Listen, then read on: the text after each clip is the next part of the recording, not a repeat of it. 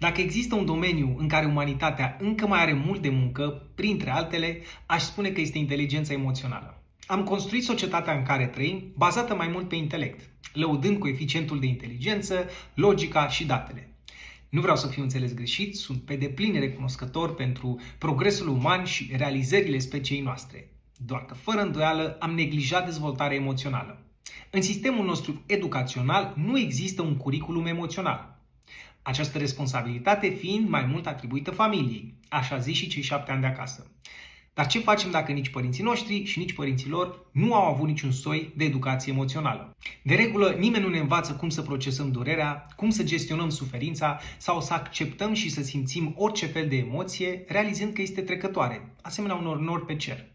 Dar ceea ce nu știm să simțim, reprimăm. Și asta se vede clar în spatele compulsiilor, dependențelor, anxietăților sau chiar depresiei. Fiecare ființă umană poartă un corp emoțional. Acest corp emoțional este format din fiecare experiență simțită sau nesimțită, fiecare rană, bucurie sau nevoie nesatisfăcută din copilărie. Deoarece nu avem instrumentele necesare pentru a lucra în mod conștient cu acest corp emoțional, majoritatea dintre noi își trăiesc viața fiind conduși de el într-un mod inconștient.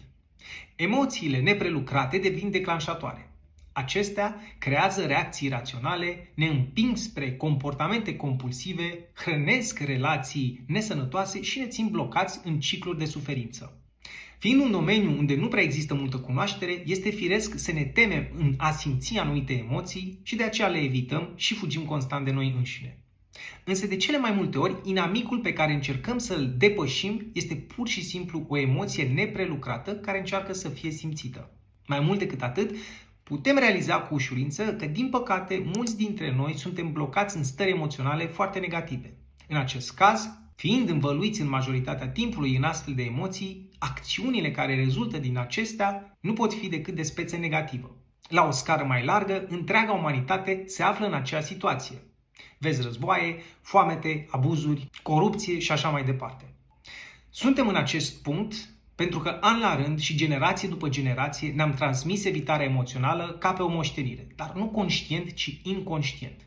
Nu este vina noastră, căci aceasta este doar o etapă în evoluția speciei noastre și a conștiinței noastre, dar este responsabilitatea noastră să ne facem curat în propriile case, să depistăm și să simțim emoțiile reprimate, iar în locul lor să cultivăm virtuți și valori care în timp vor avea roade mult mai sănătoase.